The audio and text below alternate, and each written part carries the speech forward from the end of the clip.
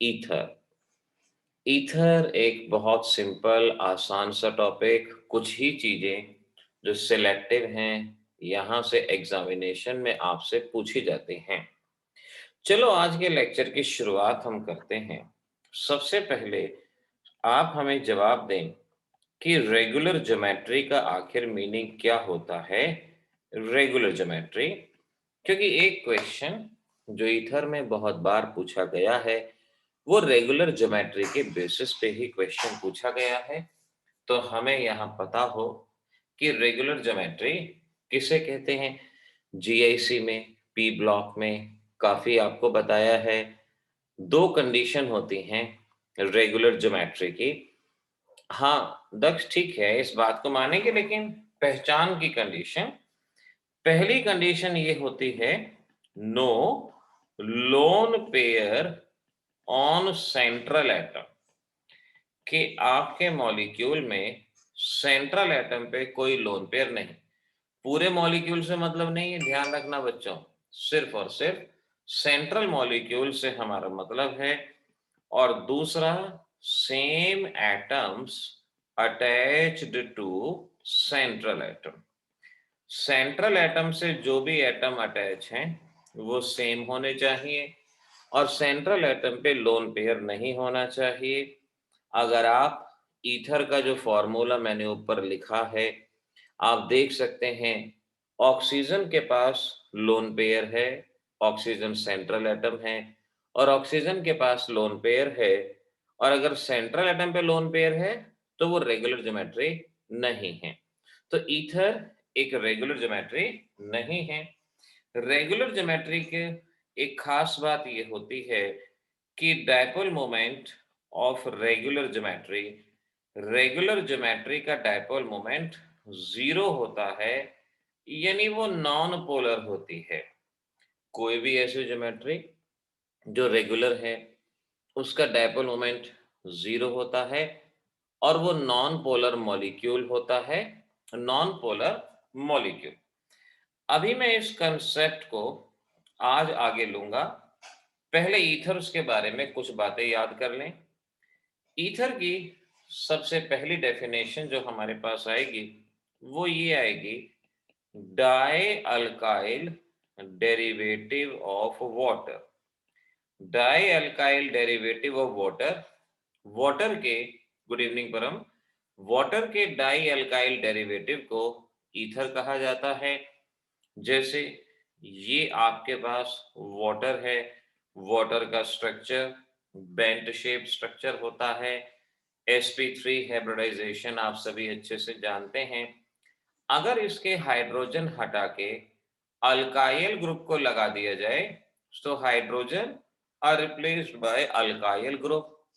So dialkyl derivative of water, इसे हम ether के नाम से पहचानेंगे, ईथर कहा जाएगा, क्योंकि वाटर में sp3 हाइब्रिडाइजेशन, तो ईथर के ऑक्सीजन में भी sp3 हाइब्रिडाइजेशन रहेगी।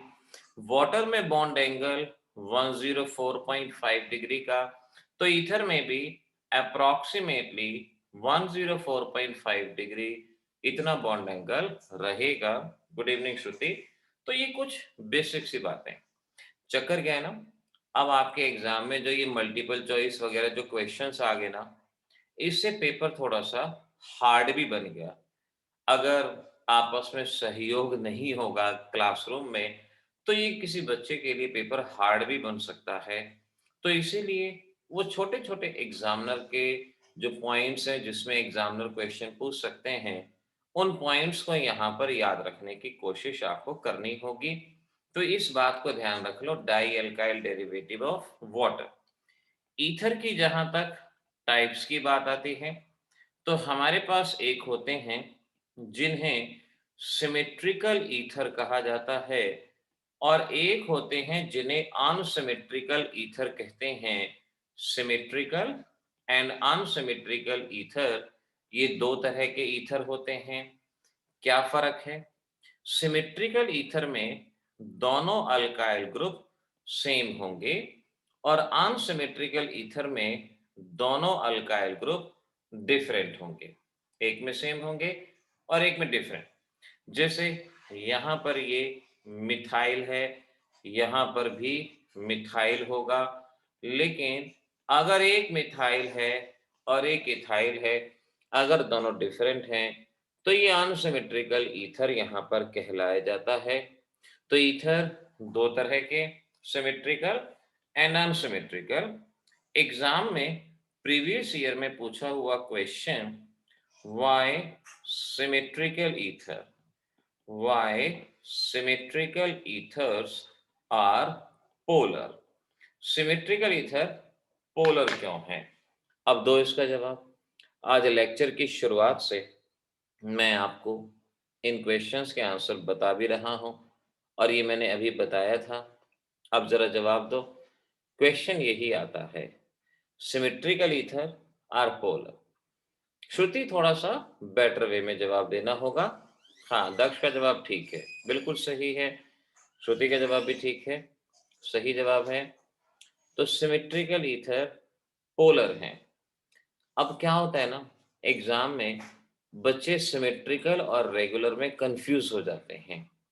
जैसे कि आज मैंने शुरुआत में बताया, आपको बताया कि सिमेट्रिकल क्या है, अनसिमेट्रिकल क्या है, ये आपको बताया, रेगुलर क्या है। देखो ऊपर, जो बच्चे बाद में आए हैं वो ध्यान रख लें। रेगुलर ज्योमेट्री की दो पहचान बताई आपको, एक no lone pair on central atom, दूसरा same atom attach to central atom, ये आपको बताया हुआ। तो इसी बात को आपने यहाँ पर ध्यान रखना है।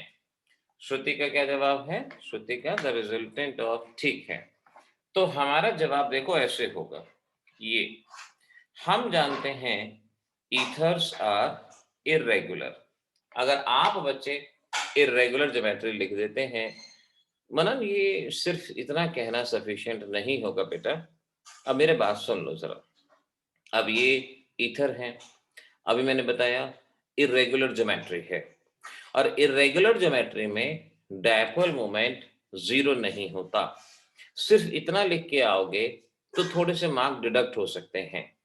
जीआईसी में मैंने आपको ये सिखाया था कि एक्सप्लेनेशन में क्या लिखना है, resultant of individual bond moment does not cancel the effect of each other. ये आपको लिखना होगा कि ईथर में क्या होता है कि यहाँ लोन पेयर का डायपोल मोमेंट इधर, इसका डायपोल मोमेंट इधर, इसका डायपोल मोमेंट इधर, इसका डायपोल मोमेंट इधर।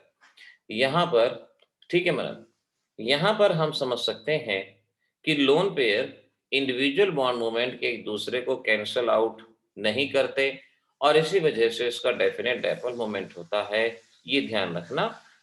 और इसमें मैंने कहा देखो, ऐसा अगर क्वेश्चन आता है ना, तो श्रुति पूछ रही है कि कैसे लिखें, तो अब मेरी बात सुन लो।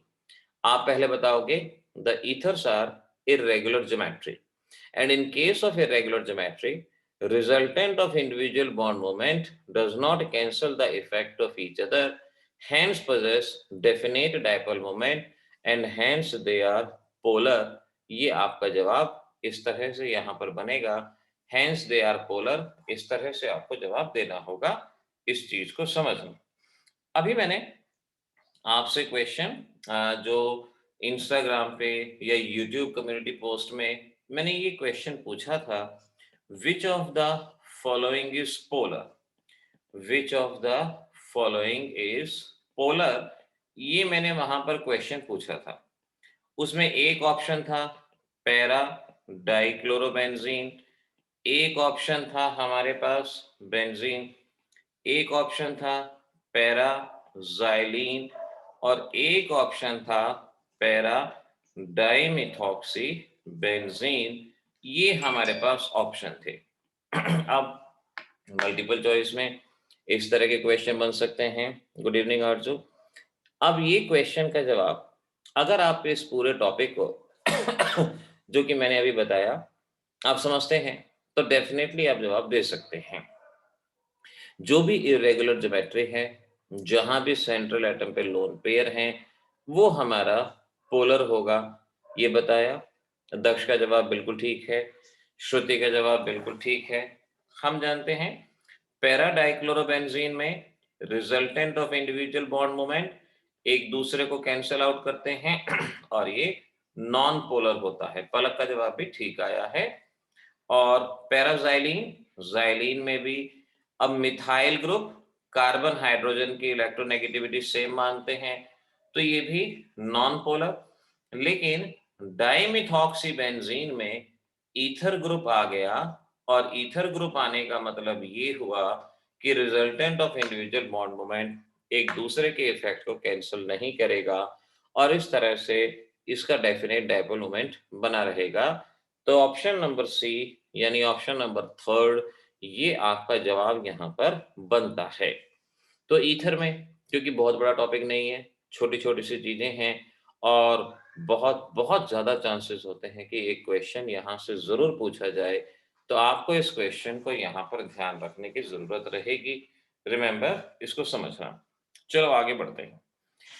अब बात करते हैं मेथड्स ऑफ प्रिपरेशन की, कि ईथर्स को आखिर किस तरह से बनाया जा सकता है। और इसके लिए जो मेन रिएक्शन है वो तो है विलियमसन सिंथेसिस रिएक्शन। लेकिन यहां पर अब जरा देख लो कि इन रिएक्शंस में क्या आपको याद है या नहीं है ईथर बना था। पहले इसके नॉर्मल मेथड ऑफ प्रिपरेशन के बारे में बात कर लेते हैं कि ये आपको याद है या नहीं, कम से कम मेमोरी रिफ्रेश हो जाएगी। कंसंट्रेटेड H2SO4 413 केल्विन, ऐसे ही CH3OH HOCH3। वैसे तो जैसे मॉलिक्यूल लिखा हुआ है, इसको देख के ही अंदाजा हो जाता है कि रिएक्शन क्या होने वाली है, ये है। और यहाँ पर HOCH3, so we can understand ये नॉर्मल मेथड ऑफ प्रिपरेशन। इनके बारे में ये भी नहीं कह सकते कि आएगा ही आएगा, वेरी इंपॉर्टेंट है, नॉर्मल है, ठीक है। किसी रिएक्शन का पार्ट हो सकता है, किसी एमसीक्यूज का पार्ट हो सकता है, कहीं ना कहीं बन सकता है इसमें। मनन, हाँ ये ठीक है, ये आपके जवाब, और पलक के जवाब भी ठीक है, और दक्ष के चारों जवाब बिल्कुल ठीक है। पहले केस में Ag2O, अगर Ag2O मॉइस्ट होता तो अल्कोहल बनता, याद रखो, फर्स्ट चैप्टर में पढ़ा है। यहाँ पर AgCl गया, AgCl गया, और बाकी सबको आपस में कनेक्ट कर दिया, तो ये कंपाउंड बन गया। अगले वाले में वाटर बाहर गया, और वाटर बाहर जाने से ये बन गया। अब ये सेकेंड रिएक्शन आपने अल्कोहल में भी पढ़ी है, और वहां पर मैंने इसका मैकेनिज्म भी बताया था कि इसका मैकेनिज्म आपके लिए हाईली इंपॉर्टेंट है। तो ये सेकंड क्वेश्चन एल्कोहल की वजह से हमारे लिए important, but along with mechanism Al2O3 same work करेगा, और यहाँ पर ये ईथर आएगा। अगली रिएक्शन में, हाँ श्रुति ठीक जवाब है, Markovnikov of addition, H positive OCH3 negative, negative यहाँ, पॉजिटिव यहाँ, और इस तरह से वी कैन अंडरस्टैंड ये हमारे पास प्रोडक्ट बनेगा, इस तरह से बनेगा। तो ये थे नॉर्मल मेथड्स कि आप किस तरह से ईथर्स को बना सकते हैं। एमसीक्यूज में भी आ सकता है, रिएक्शन कंप्लीशन में भी आ सकता है। इन चारों में से फर्स्ट एंड सेकंड आपसे पूछे गए हैं। जैसे ऑक्सीमर्क्यूरेशन डीमर्क्यूरेशन पड़ी थी, OMDM, ऐसे ही हमारे पास एक और रिएक्शन आती है जिसे AMDM कहते हैं, एल्कॉक्सी मर्क्यूरेशन डीमर्क्यूरेशन, बिल्कुल सेम है, यानी Markovnikov of addition of alcohol, ये वहां पे कंसिडर किया जाता है। तो वो तो यहाँ सेम होगी, उसको अभी हमें करने की जरूरत है। ओके मनन बेटा, अब चलो the next one, important reaction Williamson synthesis. इतने सालों में सिर्फ और सिर्फ इसी के ऊपर, या जो मैंने अभी रेगुलर ज्योमेट्री का क्वेश्चन बताया, ये 3 या 4 क्वेश्चन ही हैं जो इसके रिपीट हुए हैं। अब जरा विलियमसन सिंथेसिस के बारे में कुछ बातें जान लो। सबसे पहला पॉइंट कि इसके रिएक्टेंट क्या हैं। हाँ दक्ष बिल्कुल ठीक है, alkyl halide and sodium alkoxide, यानी अल्कोहल में से H हटा के सोडियम लगा दो। कॉम्पिटिटिव में पजल करने के लिए क्या करते हैं, सोडियम की जगह पोटेशियम, जो काम सोडियम का वही पोटेशियम का। तो अगर कॉम्पिटिटिव में पोटेशियम एल्कोक्साइड भी लिखा है तो उसको भी सही मानो, अल्काइल हैलाइड और सोडियम एल्कोक्साइड जनरली। और जो कुछ बातें याद रखनी है, वो क्या याद रखना है? देखो, अल्काइल हैलाइड कौन सा नहीं होना चाहिए? Alkyl halide should not be tertiary vinyl halide, tertiary ना हो, विनाइल हैलाइड ना हो, एंड अराइल हैलाइड ना हो। फ्लोरीन के ऊपर क्वेश्चन नहीं आता बेटा। फ्लोरीन की रिएक्शन हम करवाते ही नहीं है, क्योंकि वो हाईली एक्सोथर्मिक होती हैं। तो फ्लोरीन अगर ऑप्शन, इनके अलावा अगर ऑप्शन में फ्लोरीन हो तब हम फ्लोरीन के बारे में बात करते हैं, वरना पहले सिर्फ इन 3 चीजों पे ध्यान रखते हैं कि आपका अल्काइल हैलाइड टर्शरी, जैसे ये है, दिस इज टर्शरी, ये ना हो। विनाइल हैलाइड का मतलब डबल बॉन्ड से हैलोजन, ये ना हो। अराइल हैलाइड का मतलब बेंजीन से अटैच हैलोजन। 3 तरह के ये कंपाउंड ना हो। अगर फिर भी क्वेश्चन आ जाता है कि इनमें से कौन सा पॉसिबल नहीं है और उसमें से इन तीनों में से कोई नहीं है, तो फ्लोरीन वाले को आप बेशक से मार्क वहां कर सकते हैं, लेकिन पहले आपको इन तीनों के ऊपर ध्यान देना होगा, क्योंकि यहां इन दोनों में रीजन क्या आएगा कि यहां पर रेजोनेंस की वजह से पार्शियल डबल बॉन्ड होगा, और पार्शियल डबल बॉन्ड की वजह से ये हैलोजन सेपरेट नहीं होगा। तो अगर क्वेश्चन पूछते हैं विनाइल हैलाइड विलियमसन सिंथेसिस में क्यों नहीं इस्तेमाल होता, तो आपका जवाब होगा due to resonance, it possess partial double bond between carbon and halogen and bond dissociation does not takes place। Non reactive या लो रिएक्टिव कहेंगे, लेकिन श्रुति जो मैंने कहा है ना एक्सप्लेनेशन, वो एक्सप्लेनेशन याद रखनी है। पार्शियल डबल बॉन्ड, इसका डिसोसिएशन नहीं होगा। ऐसे ही अराइल हैलाइड में यानी क्लोरोबेंजीन में, because of resonance partial double bond is present between carbon and halogen, hence dissociation does not takes place, और ये रिएक्शन यहाँ पे नहीं होगी। ये इसका जवाब। टर्शरी वाले का जवाब ये भी मैं आपको डिजिटल कोर्स में बता चुका हूँ। टर्शरी वाले का जवाब होगा कि R3Cl है। R3Cl में क्या होता है? स्टेबल कार्बोकेटाइन बनता है, और ये स्टेबल कार्बोकेटाइन एलिमिनेशन रिएक्शन में चला जाता है, और एलिमिनेशन रिएक्शन में वहां पे रिएक्शन हम कहें तो विलियमसन सिंथेसिस नहीं होगी, कुछ और हो जाएगी, वो विलियमसन सिंथेसिस नहीं होगी। तो ये बात हम टर्शरी हैलाइड में यहाँ पर याद रखेंगे। तो ये इन 2 पॉइंट्स को आप इस तरह से याद रखेंगे कि इनका इस्तेमाल यहाँ पे नहीं किया जाता। एक और इम्पॉर्टेंट बात, SN2 रिएक्शन है नो कार्बोकैटायन रीअरेंजमेंट। आज ये क्वेश्चन मैंने अगेन शाम को कम्युनिटी पोस्ट में यूट्यूब पे पूछा था कि इनमें से किस कौन से रिएक्शन SN2 रिएक्शन है। तो इस बात को ध्यान रखना कि ये SN2 है नो कार्बोकैटायन रीअरेंजमेंट, इसमें कार्बोकैटायन रीअरेंजमेंट नहीं होता।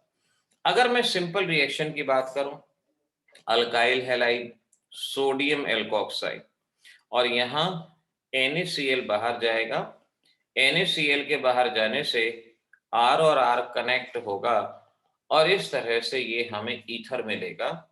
ROR कनेक्ट होगा, ईथर मिलेगा। ऐसे ही CH3Cl NaOCH3, अगर हमारे पास ये कंपाउंड है तो यहाँ पर भी NaCl बाहर जाएगा, और ये यहाँ पे कनेक्ट होगा, एनिसॉल कहते हैं, याद रखना, एनिसॉल। तो ये हमारे लिए एक इंपॉर्टेंट क्वेश्चन बनता है कि how will you prepare anisole. कोई भी कंपाउंड दे देंगे, फिनॉल से एनिसॉल बनाओ, क्लोरोमीथेन को एनिसॉल में कन्वर्ट करो, तो ये एनिसॉल वाला एक एस्पेक्ट, इंपॉर्टेंट एस्पेक्ट है। इस चीज को आपने यहाँ पर याद रखना है, इंपॉर्टेंट रहेगा। अच्छा, जरा इनमें बनने वाले प्रोडक्ट्स के बारे में बताओ, क्या बनेंगे? CHONA, साथ में CH3Cl। नाम बताना चाहो तो नाम बता देना कि इनके नाम क्या क्या हैं। एक ये हमारे पास NaOCH3, और ऐसे ही और मैं आपको देता हूं, जरा देखना, CH3Cl NaOCH3, ये यहां पर, ये बताओ मनन क्या कह रहा है। मनन की बात मैंने पढ़ी नहीं। मनन मनन 2022 तो अभी अगला साल है, अभी तो 1 साल पड़ा है बेटा, उसके बारे में अभी हम क्या कहें। हाँ देखो क्या है ना कि जो डिजिटल कोर्स है हमारा, वो तो हमेशा ही है, चाहे वो ये सेशन हो चाहे अगला सेशन हो, वो तो हमेशा ही है। लेकिन ये जो रेगुलर, ये जो जूम क्लासेस हैं, ये डिपेंड करेगा इनिशियली तो, क्योंकि जब ऑफलाइन बैचेस हो गए और जब ऑफलाइन बैचेस पढ़ाने के बाद वो टाइम नहीं मिलता, तो इसीलिए उस वक्त जूम क्लास हो तो आई कांट से कह नहीं सकता। हाँ, यूट्यूब वाली क्लास बिल्कुल अवेलेबल है, क्योंकि वो एक डिजिटल कोर्स पूरी तरह से तैयार हो चुका है और वो नीट और जेईई के लिए पूरी तरह से कंपैटिबल है। तो वो तो बिल्कुल रहेगा, चाहे 2021 हो चाहे 2022, कुछ नए एडिशन होगा तो वो उसमें ऑलरेडी ऐड होगा। ठीक है ना बेटा। हाँ, तो पलक का जवाब आया है पहला। पलक का जवाब कहाँ गया। पलक पहला एल्कीन बनाया बेटा, थर्ड, सेकंड और थर्ड ठीक है। आरजू पहला सही है, सेकंड गलत है बेटा। दक्ष पहला ठीक है, दूसरा भी ठीक है, तीसरा भी ठीक है, पहले में एक हाइड्रोजन हम मान लेंगे। हाँ मनन, वो क्लासेस बिल्कुल अवेलेबल होंगे। श्रुति बाद में बताएंगे बेटा। मनन बिल्कुल सही है ये पहला। पलक ये देखो, मिथॉक्सीप्रोपीन शायद नाम थोड़ा सा गड़बड़ बोल रहे हो, मिथॉक्सी इथीन बोल सकते हो तो ठीक रहेगा। हाँ पलक अब ठीक है। पहले केस में, अच्छा तान्या ने व्हाट्सएप पे बेटा, ठीक है। क्या है ना कि कल हमारा फोन खराब हो गया ना, तो इस लैपटॉप और फोन दोनों में ऑडियो की प्रॉब्लम है, तो वो मालूम ही नहीं पड़ रहा कि इसमें क्या है क्या नहीं है। सो दैट्स वाई थोड़ा सा गड़बड़। तान्या सेकंड गलत है, फर्स्ट और थर्ड ठीक है, सेकंड गलत है। पहले वाले में NaCl बाहर जाएगा और ये CH2 डबल बॉन्ड और ये OCH3 ये बनेगा। ठीक है, पहला वाला सभी का ठीक था। मिथॉक्सी इथीन ये बनेगा। प्रियांशु का ठीक है। प्रियांशु तीनों जवाब ठीक हैं, तीनों जवाब। और फिर उसके बाद अर्पित, ये जो आप कह रहे हैं ना कि फर्स्ट पेपर यूट्यूब पे, ये तो काफी लोगों ने ऑलरेडी वहां पे डिस्कस कर दिया है। मेरे पास पेपर नहीं है, आप मेरे पास पेपर सेंड कर देना, then we can prepare a video for that. Shruti ठीक है, श्रुति के जवाब सही हैं। मनन ने सेकंड क्या जवाब दिया। मनन सेकंड गलत है। अब देखो सेकंड में नो रिएक्शन, क्योंकि मैंने अभी अभी आपको ये बताया कि ये रिएक्शन कहां कहां नहीं होगी। सामने ऊपर देख लो, क्लोरोबेंजीन या विनाइल, विनाइल हैलाइड हो, अराइल हैलाइड हो, यहाँ पे ये रिएक्शन नहीं होगी, क्योंकि यहाँ पर ये क्लोरोबेंजीन दिया हुआ है, तो नो रिएक्शन। यहाँ ये रिएक्शन नहीं होगी, इस चीज को समझ लेना, नहीं होगी। अगले में शुरुआत में देख लो कि भाई हैलोजन, हैलोजन वाला टर्शरी तो नहीं है, विनाइल तो नहीं है, अराइल तो नहीं है, नहीं है, तो रिएक्शन होगी। मनन ठीक जवाब है आपका। तो इस तरह से ये हमारे पास एनिसॉल, यहाँ पर एनिसॉल फॉर्म होगा। आरजू का भी जवाब ठीक है और मनन का भी ठीक है। मिथॉक्सीबेंजीन भी कह सकते हैं और इसको हम एनिसॉल भी यहाँ पर बोल सकते हैं। करेक्ट है। अब आपकी एनसीईआरटी में देखो, आपकी एनसीईआरटी में एक क्वेश्चन था, give mechanism, give mechanism of reaction between CH3Br and CH3ONA। यानी एग्जाम में ये क्वेश्चन भी यहां से आया है कि विलियमसन सिंथेसिस का मैकेनिज्म बताएं क्या होगा। तो अब आपको इस क्वेश्चन का जवाब देना है कि विलियमसन सिंथेसिस का मैकेनिज्म क्या होगा, कैसे होगा। सबसे पहले जब इसका आंसर लिखोगे तो वहां ये लिखोगे, it follow SN2 reaction, SN2 reaction mechanism। यहाँ SN2 रिएक्शन मैकेनिज्म होगा।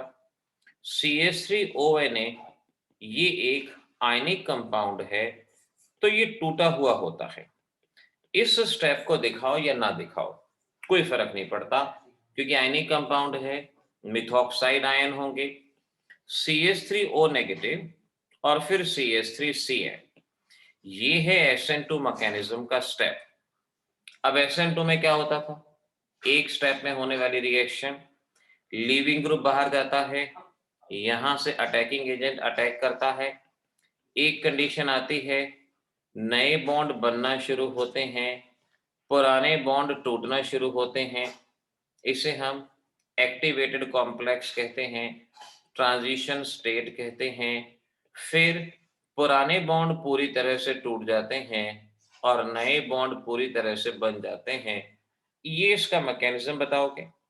अच्छा मुझे ये बताओ, इसमें इन्वर्जन ऑफ कॉन्फ़िगरेशन या रिटेंशन ऑफ कॉन्फ़िगरेशन, इन्वर्जन और रिटेंशन क्या यहां पे ऑब्जर्व होगा? जल्दी से बता दो। इन्वर्जन और रिटेंशन, कम ऑन।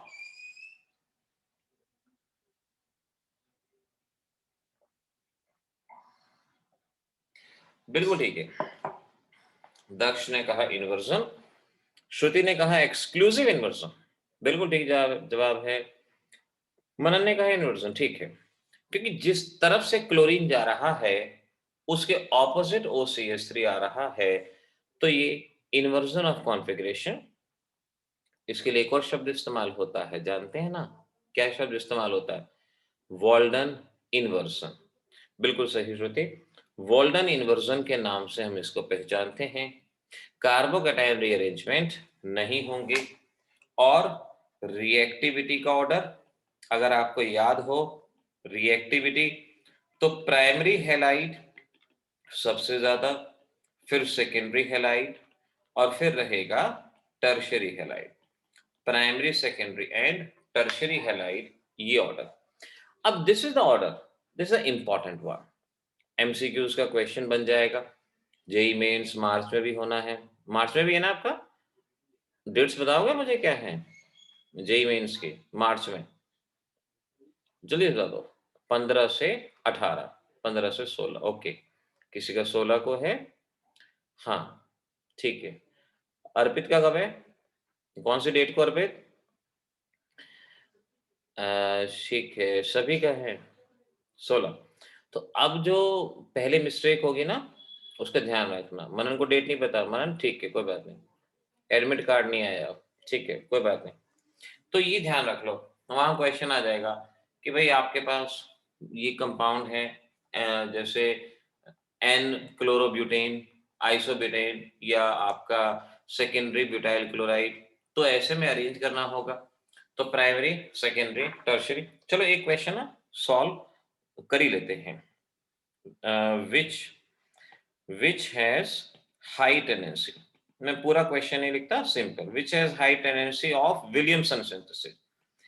पहला है आपका, पहला है n butyl chloride, n butyl chloride, और फिर है आपका आइसोब्यूटाइल क्लोराइड। देखते हैं कौन सा बच्चा सही जवाब देता है, क्योंकि आधे बच्चों के विकेट तो यहाँ पर इसके स्ट्रक्चर में ही गिरने के चांसेस होते हैं।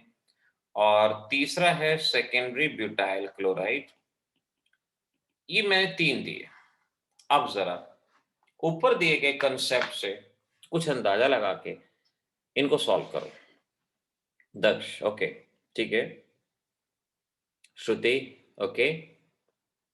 देखो फर्स्ट और सेकंड दोनों प्राइमरी हैं, ये ध्यान रखना, फर्स्ट भी प्राइमरी, सेकंड भी प्राइमरी है। केशव ठीक है, पलक बिल्कुल सही ऑर्डर है, आर्स बिल्कुल ठीक है, ध्यान रखना दोनों प्राइमरी हैं, प्राइमरी।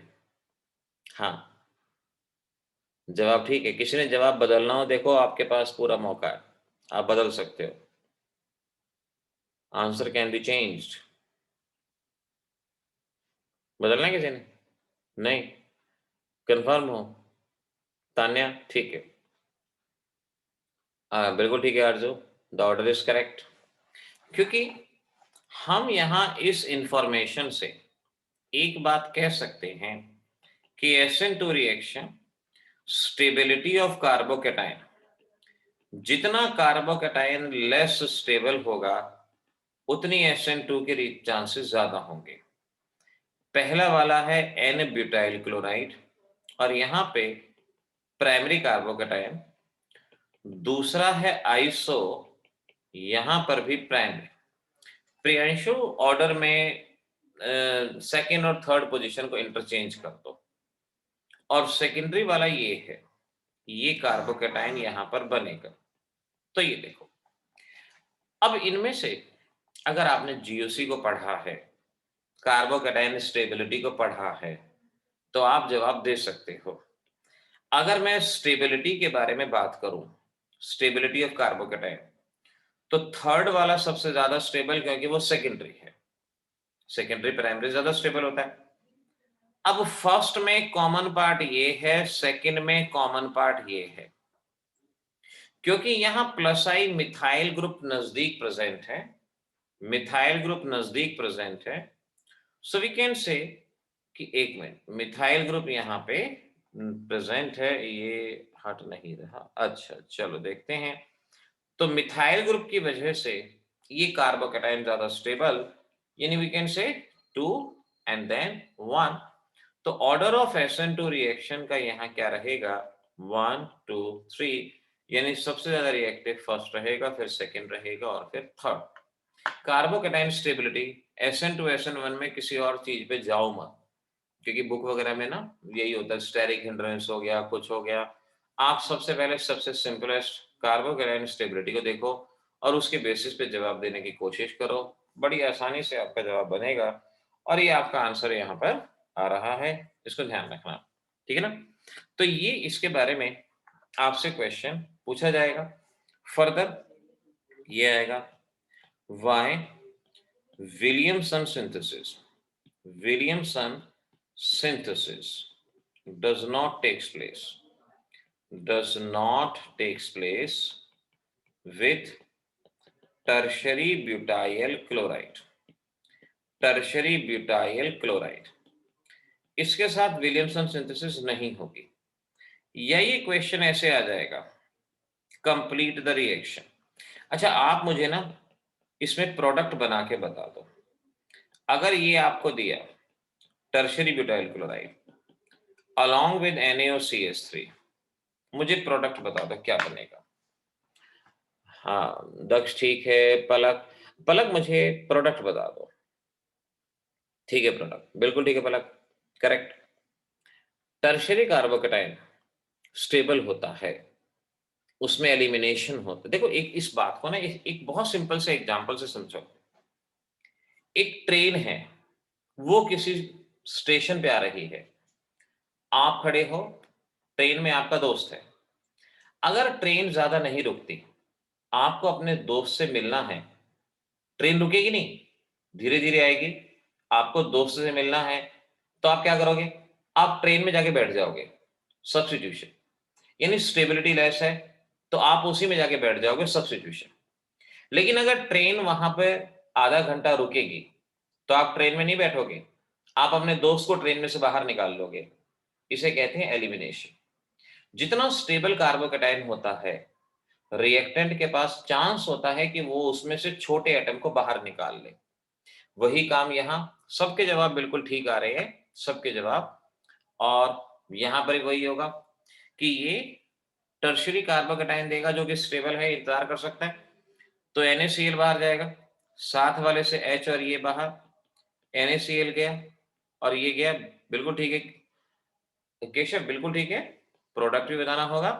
तो हमारा प्रोडक्ट आइसोब्यूटीन, 2 मिथाइल प्रोपीन भी बोल सकते हैं, आइसोब्यूटेन भी। मनन जो बातें मैंने बताई हैं वो ध्यान रख लो, और इसका स्क्रीनशॉट अभी से लेना है आप ले लो, ठीक है ना, क्योंकि ये one of the important question on the topic, इसको ध्यान रखना होगा, ये ऐसे बनेगा। तो ये चीज विलियमसन्स में खास तौर पे आपको ध्यान रखना। इसके बाद prediction of reactant, prediction of reactant, इस बेसिस पे विलियमसन्स में क्वेश्चन आते हैं। विलियमसन्स में कैसे आएगा देखो, अगर आपको याद हो, आपको कहेंगे भाई कोई भी ईथर है, कोई भी ईथर है, आपसे कहेंगे इसके रिएक्टेंट प्रेडिक्ट करो, रिएक्टेंट प्रेडिक्ट करो कि ये ईथर किन किन से बन सकता है। ये एनसीईआरटी में इस चैप्टर में कई क्वेश्चन हैं जो इस टाइप के हैं, ये किन किन से बन सकता है। तो ऐसे क्वेश्चन को करने के लिए आपको 2 स्टेप फॉलो करने होंगे, रफ में करने होंगे। एग्जाम में सिर्फ आंसर लिखना होगा। आप क्या करोगे, पहला पाथ 1, कार्बन ऑक्सीजन का बॉन्ड तोड़ो, कार्बन ऑक्सीजन का बॉन्ड तोड़ो। कार्बन के साथ हैलोजन कोई भी, क्लोरीन ब्रोमीन कोई भी, कार्बन के साथ हैलोजन और ऑक्सीजन के साथ सोडियम।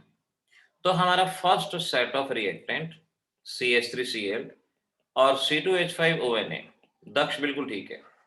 पहला सेट ऑफ रिएक्टेंट ऑक्सीजन के एक बार इस तरफ का बॉन्ड तोड़ना है, एक बार इस तरफ का तोड़ना है। हाँ श्रुति बिल्कुल ठीक है बेटा। अभी मैंने इसका लेफ्ट हैंड साइड का बॉन्ड तोड़ा और फिर मुझे इसके राइट हैंड साइड के बॉन्ड को तोड़ना होगा। तो राइट हैंड साइड का बॉन्ड किस तरह से स्प्लिट होगा, ये देखो ऐसे टूटा। कार्बन के साथ हैलोजन और ऑक्सीजन के साथ सोडियम। तो मेरा सेकंड सेट ऑफ रिएक्टेंट क्या होगा, ये बनेगा CH3ONA एंड ClCH2CH3, ये बनेगा। पलक ठीक है, ये बनेगा। तो आपके पास आंसर में आएंगे नंबर 1, नंबर 2। ये 2 जवाब आपको वहां पे लिखने होंगे कि भाई हमारा ये ईथर इन 2 चीजों से बन सकता है। ये सेट ऑफ रिएक्टेंट आपको वहां पे बताने होंगे, ये आपका जवाब होगा। जो भी कार्य करेंगे रफ में करेंगे, लेकिन एग्जाम में आप इसको जरूर बताएंगे कि इस तरह से ये आपका प्रोडक्ट यहाँ पर फॉर्म होगा। ठीक है, चलो अब जरा इन रिएक्शन में बताएं कि क्या क्या रिएक्टेंट हो सकता है। ये ईथर किन किन रिएक्टेंट से बन सकते हैं विलियमसन सिंथेसिस से। विलियमसन सिंथेसिस से ये रिएक्टेंट किस किस से बन सकते हैं, ये मेरा आपसे सवाल है। जल्दी से जवाब मेरे पास पहुंचा दो, क्या रहेगा जल्दी से। ठीक है श्रुति, करेक्ट। पलक पहला जवाब ठीक है, दक्ष का भी पहला ठीक है। दक्ष जो सेकंड लाइन लिखी है ये कौन से क्वेश्चन के लिए, यही बताना होगा ना, विच क्वेश्चन। हाँ ठीक है दक्ष बिल्कुल ठीक है, करेक्ट। आरजू ठीक है पहला जवाब, ठीक है पलक सेकंड वन करेक्ट, ठीक है आरजू नाइस, बिल्कुल ठीक है पलक थर्ड जवाब भी आपका।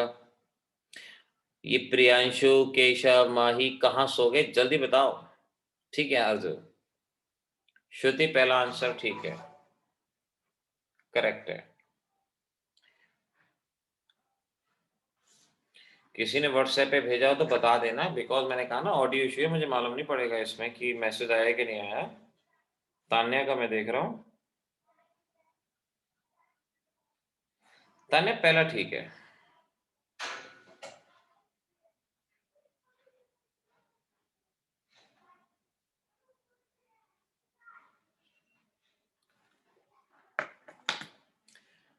अच्छा देखो, पहले केस में पहली पॉसिबिलिटी CH3Cl NaOCCH3, ये पहली पॉसिबिलिटी फर्स्ट केस में करेक्ट है।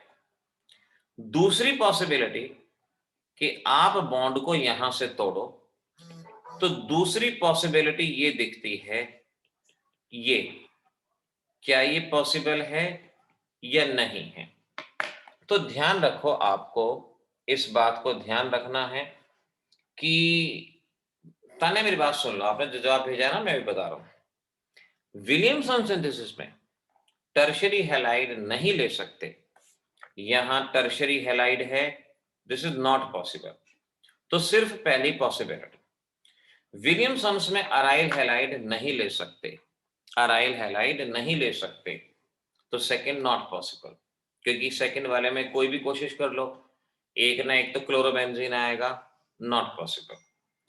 तीसरे कंपाउंड का नाम है di tertiary butyl ether, di tertiary butyl ether. और इस डाई टर्शरी ब्यूटाइल ईथर में अगर आप कार्बोकैटायन लोगे तो टर्शरी आएगा, which is again not possible. जैसे सपोज यहां से करते हो ना, तो आपका ये कंपाउंड आएगा टर्शरी हैलाइड, जो कि विलियमसन्स में नहीं लिया जाएगा। तो सिर्फ फर्स्ट पॉसिबल है विलियमसन से, सेकंड और थर्ड नॉट पॉसिबल। और ये क्वेश्चन एग्जाम में ऐसे ही बनता है कि भाई आप हमें बताएं कि कौन से दो ईथर हैं जो विलियमसन से पॉसिबल नहीं है, कौन से दो ईथर हैं जो विलियमसन से पॉसिबल नहीं है, वो आपको बताना है। तो आप ये दो एग्जाम्पल बता देंगे। सेकंड वाले का नाम क्या है? Diphenyl ether, diphenyl ether. Third वाले का नाम है डाई टर्शरी ब्यूटाइल ईथर। तो इनके नाम को याद रखना। अच्छा, आज तो करेंगे इतना। मैंने आज आपका टेस्ट भी बोला हुआ था एल्कोहल फिनॉल का, लेकिन